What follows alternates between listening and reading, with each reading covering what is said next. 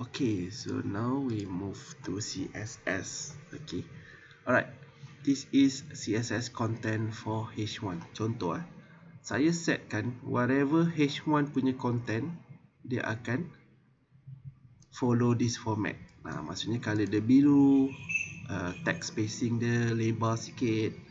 Okay, size dia akan follow size H1 lah. And then H3, contoh H3 color dia soft, pastel pink. Alright, then dia punya setting macam ni, font size dia ikut H3. And then kalau untuk P, contohlah P is something content yang bertag P, so this is the setting. And untuk A, content for CSS.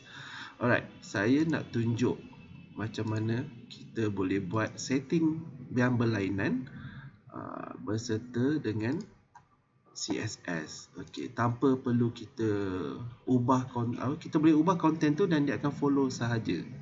So untuk CSS kita tengok dulu contoh yang ni, and then nanti bagi you faham lah. Okey, dalam web everything is about CSS. So bila kita letak sahaja open style, okey, boleh tengok dalam HTML ni bila kita open sahaja style, kita macam bagi tahu HTML, we let the HTML know that we will do this style for A.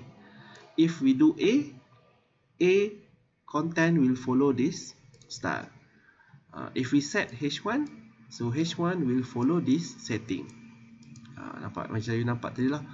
And if we use content H3, all the content will follow this setting. So ni just contoh saja, you boleh buat macam-macam. Okay, if we use this setting, so we can, all the content of P will follow this style. So kalau kata whatever style kita nak masukkan, kita tulis siap-siap dekat dalam CSS style dulu, dan kita close. This is, we use CSS on the same page, maksudnya dalam coding HTML yang sama kita masukkan CSS. Kita boleh buat juga separate kalau terlalu banyak setting tu. So and then this is content dalam body. So you tengok, kita buka H1, kita buka H3, kita buka P, kita buka A. Okay, so bila ni kita just tulis saja content dia, tapi setting dia akan follow dalam style yang kita setting tadi. Okay, that's why you nampak kalau contoh H1, this is content for H1, tapi bila display dia akan follow CSS. Nampak macam ni. Okay, boleh nampak tak perbezaan dia?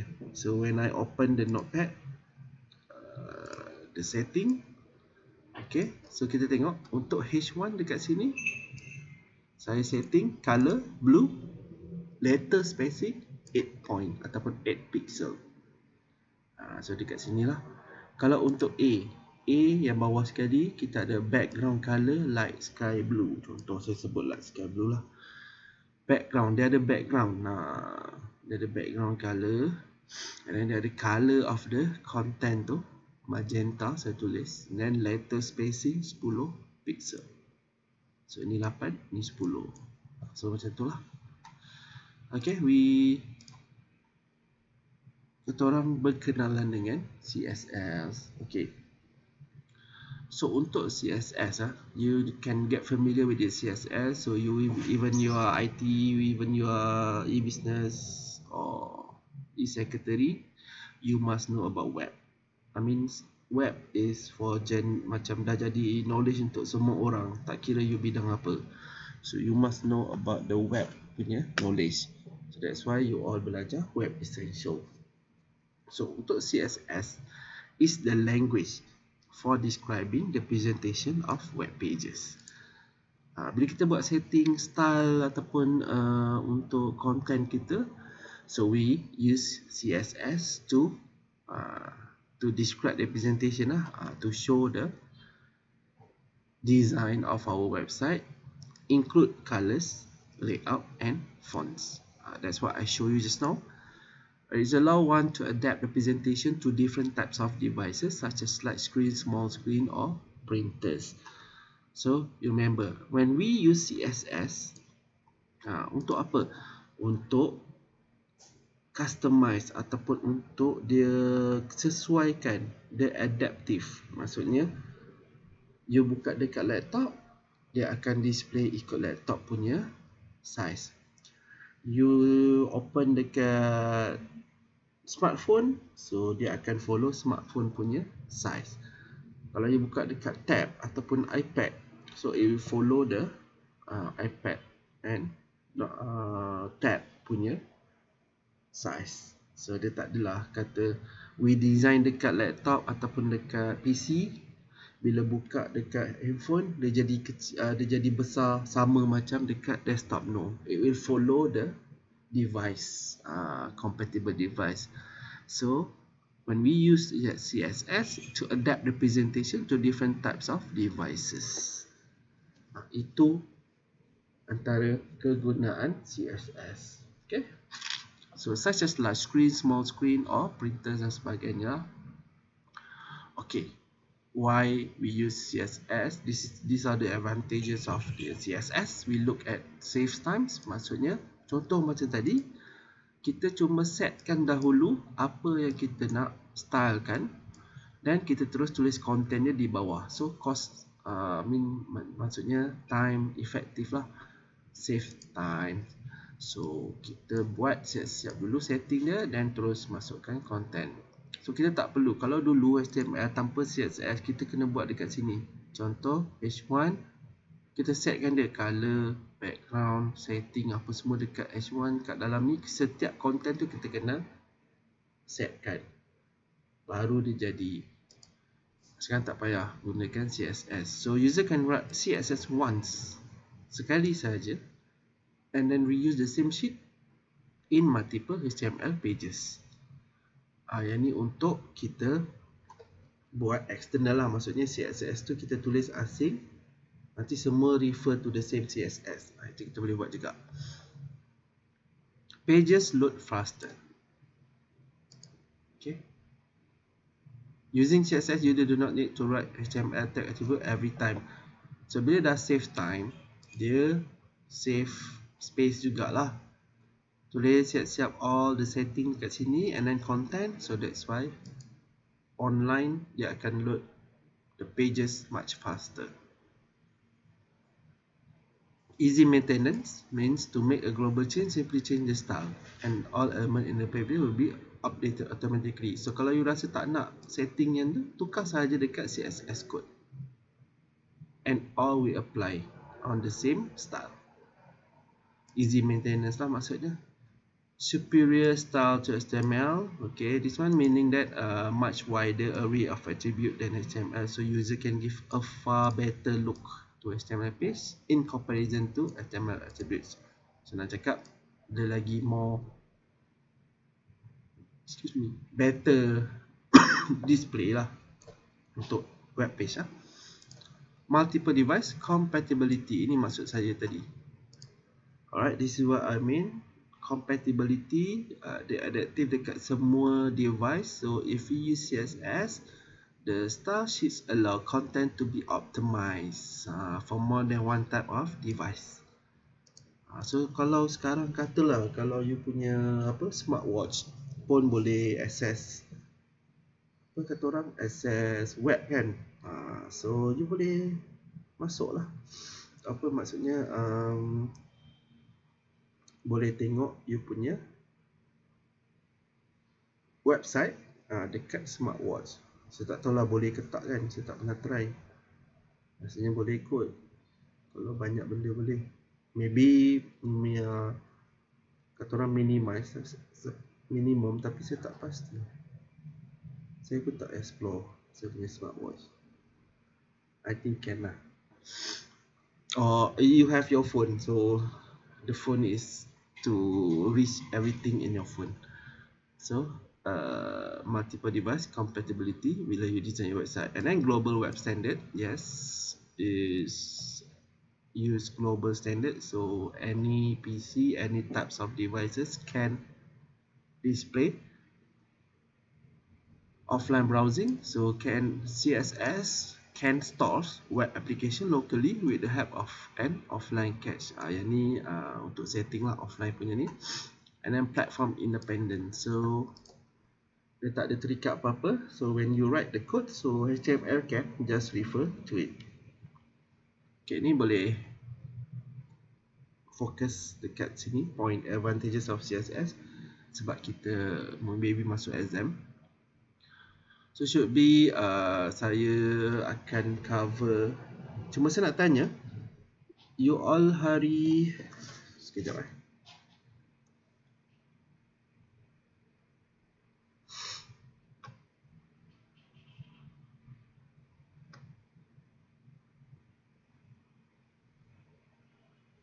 hari Rabu pagi, hari Rabu petang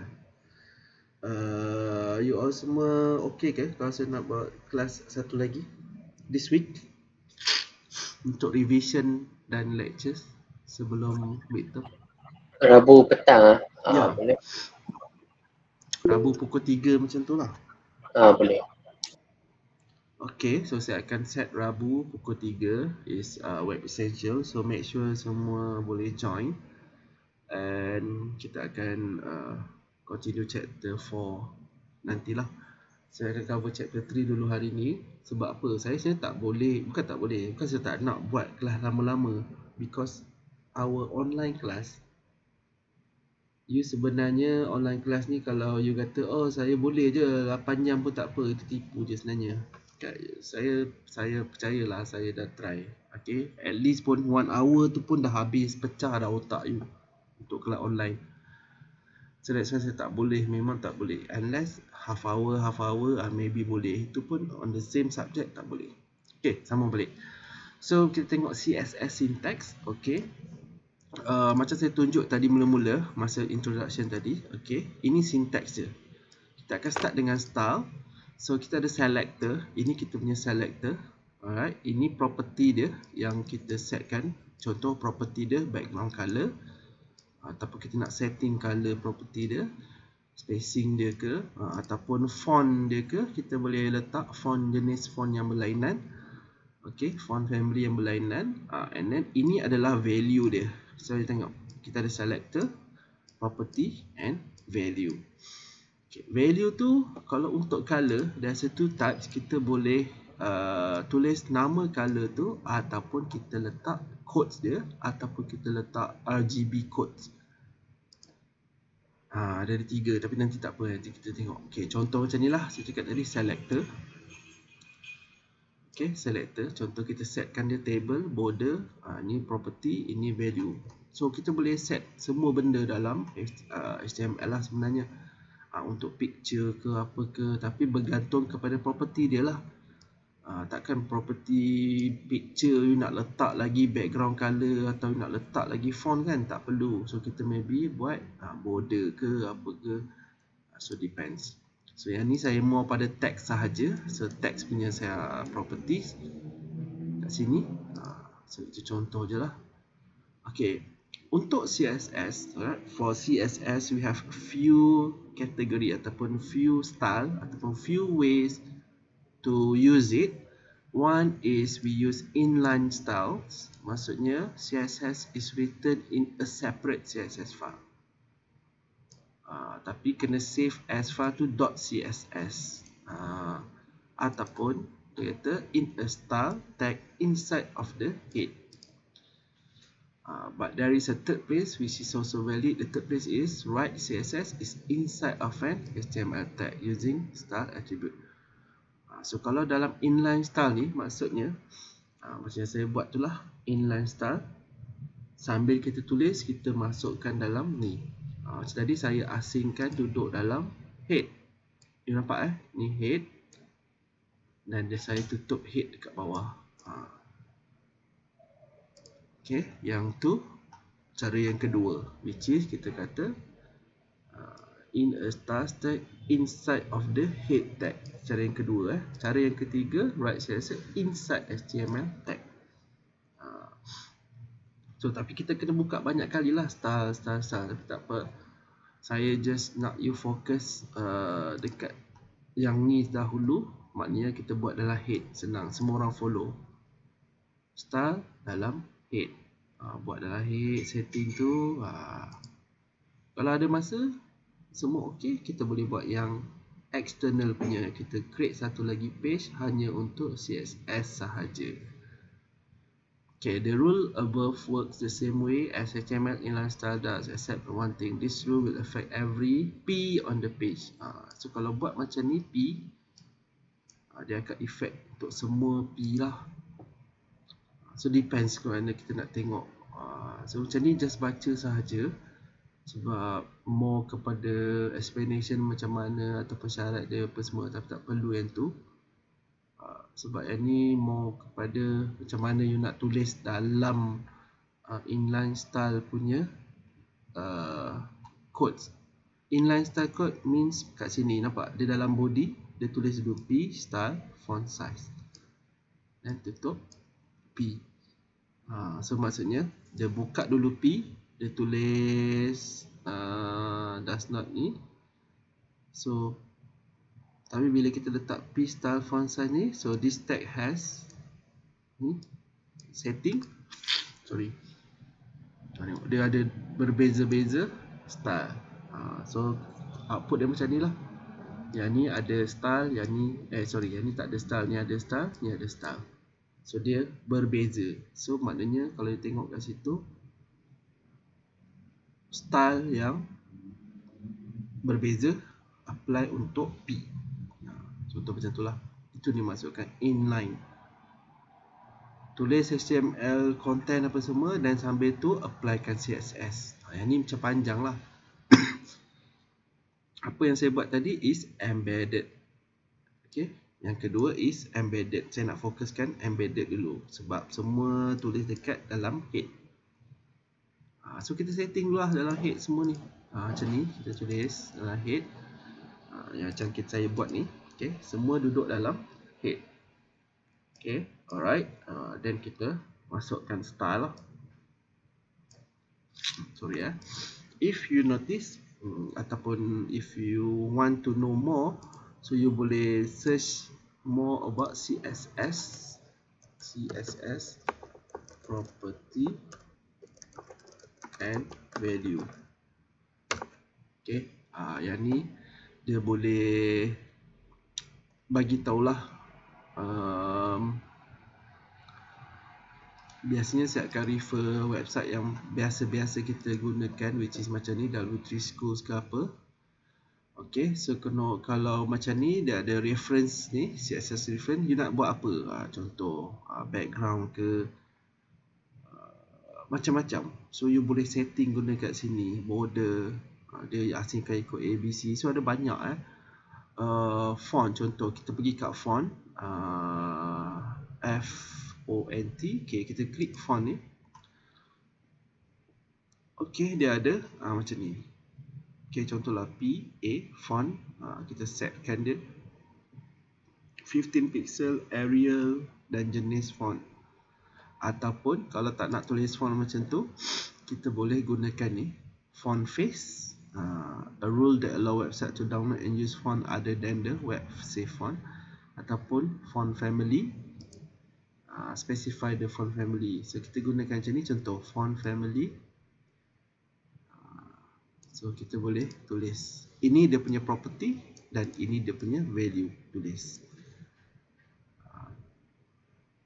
So ada banyak. So you boleh je cari CSS property and value dan cari. So ada banyak lah, ni baru font, grid dan macam-macam lagi. So itu contoh properties yang ada dalam CSS. Kita nak tukar style apa bergantung kepada this property. Follow this property. A to Z punya property. So these are the property that you can set. Try to understand it. Okay, so kita takkan belajar semua lah. Alright, so back to here. Okay, the style element and MIME type multipurpose each internet mail extension. Okay, yang ni tambahan sahaja. Okay, saya takkan cover semua. So just kita tengok bawah ni dulu. Sebab kalau you tengok this one, saya hanya cover sampai sini sahaja. Then the rest nanti kita akan buat sambil kita develop yang the rest ni. Faham? Saya nak you buat yang atas ni dulu, then clear. Okay, saya akan demo. Next.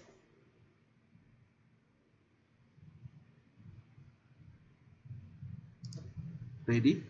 Okay, so saya akan saya akan buat the sample untuk CSS ni supaya saya akan start to write the code lah. So supaya you excuse me, supaya you familiar dulu dengan CSS embedded style. So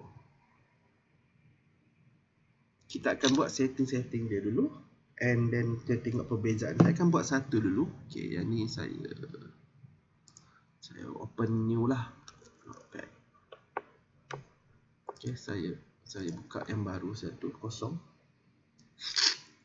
Sorry. Okay, so kita start. Alright, we start to write the HTML codes.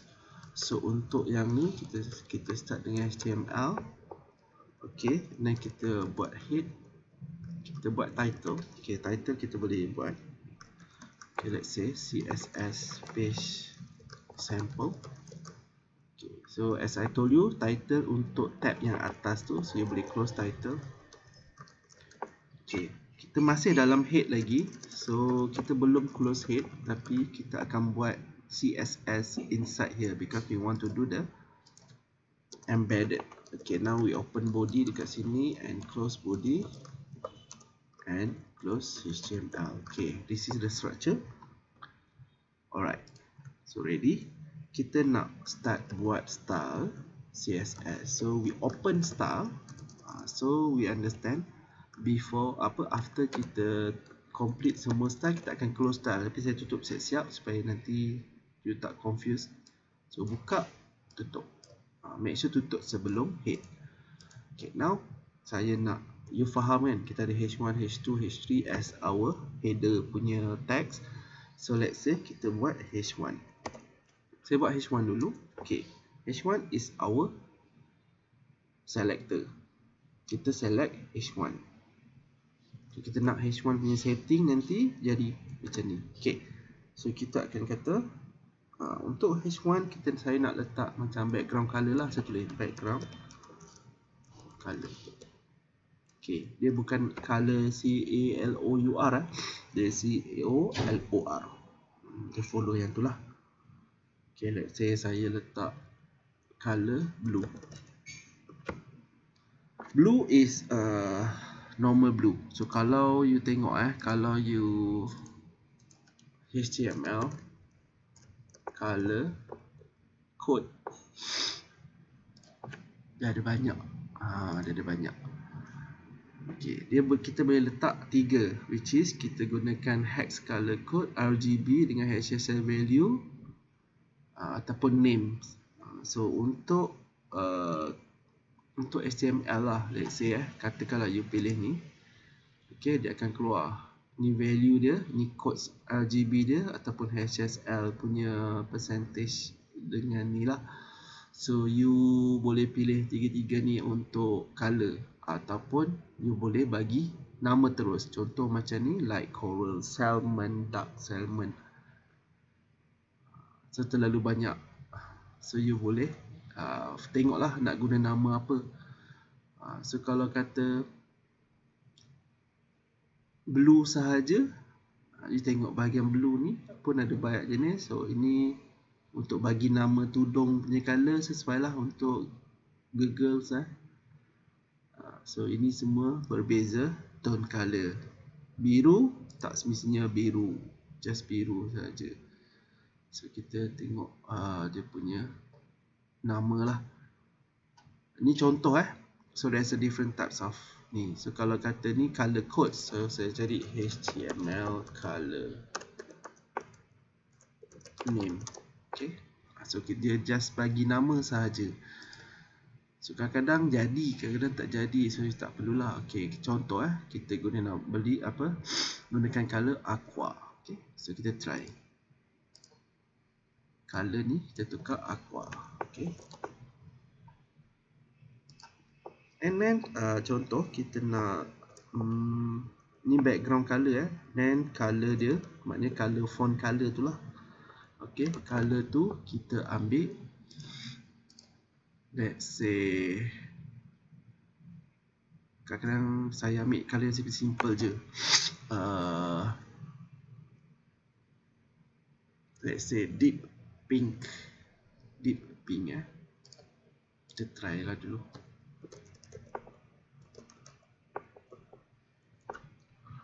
Okay, kita buat letter spacing. Saya suka buat letter spacing ni sebab nampak macam menarik untuk title. So just follow saja 10 pixel. Okay, saya tutup. Okay, you see this. This is style untuk H1. So kita cuma ada satu CSS code sahaja. So dekat body kita open H1. Okay, so kita katalah this is the CSS setting for H1 selected. Okay lah, ni ayat je lah. Just saya close. Okay, should be tak ada apa-apa. Just follow H1 saja. Then if I just wrote anything dekat bawah, so this is my CSS page sample. This content is without CSS setting. Contoh okay, H1 kita ada selector, so ada setting style dah. Dan this one content ni tak ada. Alright, so saya letak BR dekat sini, maksudnya new line lah. Saya tak nak dia duduk satu line. Okay, save. Saya save.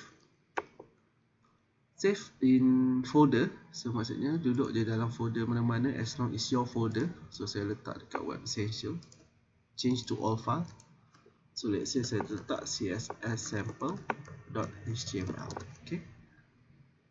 Where is my file? Ada dalam this one. Okay, css sample. Saya open. So dia akan open dekat coding lah, ataupun dekat browser lah. So kita dah pilih aqua as our background color. Nampak lah. And dark pink is our text color ataupun font color lah. Then this is the CSS page sample without CSS setting. Okay, I want to show you one more.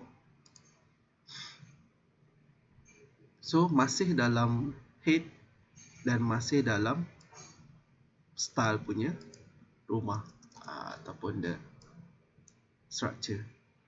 So let's say kita nak setting untuk content yang lain lah. Contoh kita buat selector P contohnya. Biasanya P tu for text, sebab you boleh refer chapter previously about the HTML tag. Okay, saya open, saya close, saya siap. Okay, mesti setting duduk dalam ni. Okay, kita buat color juga. Okay, color. Let's say kita pilih red.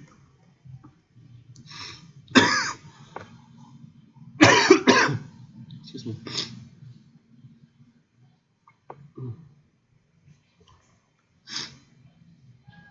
And then kita buat letter spacing. Kita buat besar sikit. And then kita letak font family. Let's say saya tulis Calibri tak apa,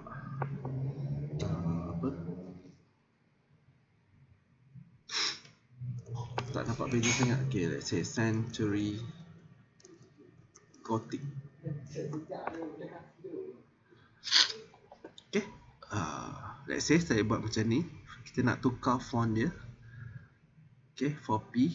And then kita tengok dia punya, kita save ya. Dan dekat bawah ni, ini H1 kan. So kita letak yang ni sebagai P. Alright, P. Okay, so slash P. Save. So saya akan refresh this page. This is my CSS. So color dia dah red, cuma dia punya apa, lighter spacing ni dia tak jadi. Tak apa, saya buang yang ni dulu. Oh okey, bukan tak jadi, saya tak letak semicolon. Okey, save, refresh. Nampak?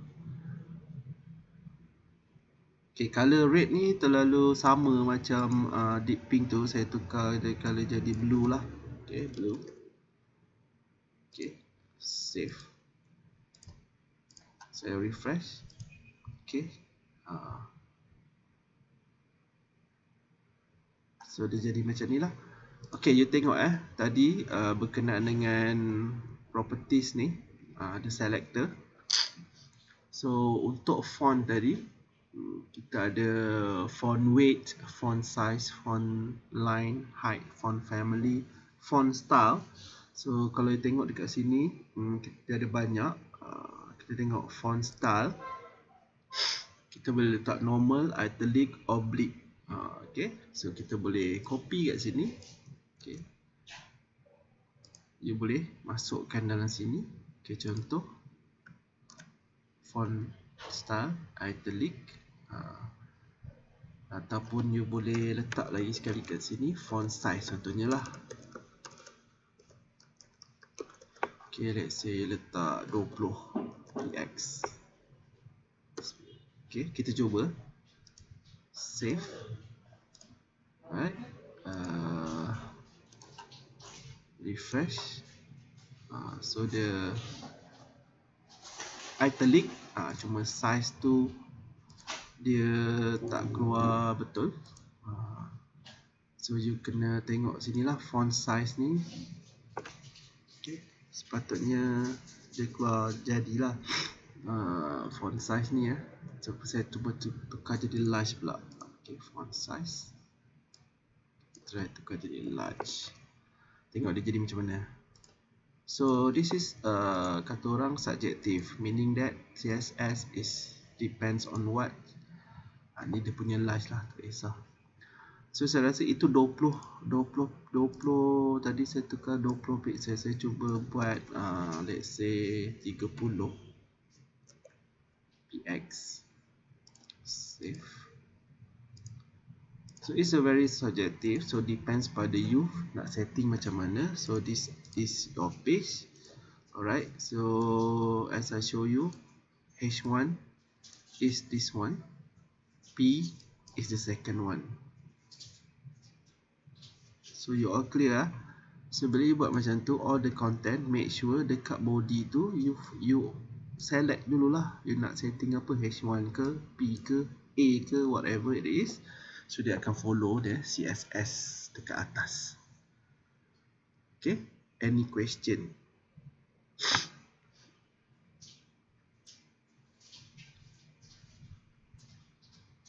So let's say kalau dalam exam keluar, saya kata dia akan keluar, it's very straightforward sebenarnya. Dia kata okay, create a CSS property ataupun create a CSS code which is yang contoh to set the color of the font blue, change the spacing letter to 15 pixel, set the font family, nama family font tu, and then font style, let's say dia bagi tahu font size dan sebagainya. So you just tulis macam ni je lah in CSS code. Whether you want to start from the first daripada atas normally sampai habis, ataupun just setting this one sahaja. Clear? So far okay tak? Saya tak nak saya show sendiri, tapi you tak try and then tak cuba test buat untuk you punya CSS and then tak jadi juga. Okay, saya buat last sekali. Untuk one more, saya akan gunakan selector A. Apa membezakan A dengan P? Okay, so let's say A, kita letak font size kecil sikit. Let's say kita letak font size yang ni kita letak 10 px. Okay, semicolon jangan lupa. And then font font family kita tukar jadi Arial. Okay, Arial should be almost the same and then kita buat color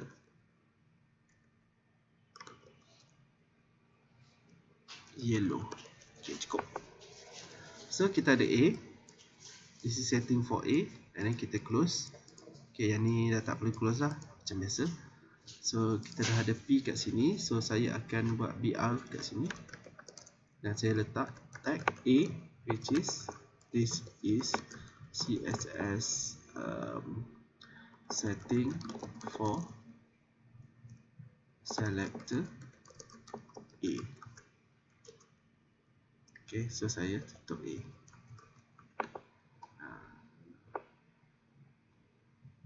So yang ni untuk P tadi, ni untuk A, saya buat A, save, refresh. So nampak tak?